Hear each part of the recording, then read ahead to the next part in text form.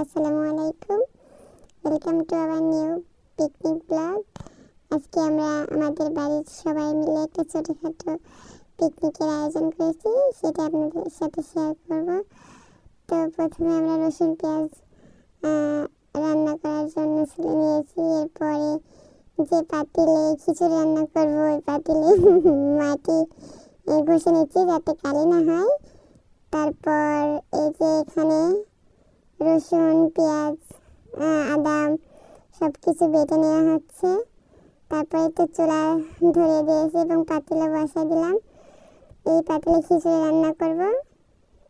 তো তারপর আমরা মুরগির মাংসগুলো সুন্দরভাবে ধুয়ে নিচ্ছি রান্না করার জন্য। তারপরে রান্না বসাই দিচ্ছি। রান্না শেষ হলে সবাই মিলে একসাথে খাবো।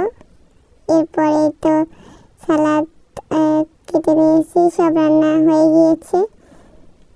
আমরা একসাথে এখন মজা করে খাবো।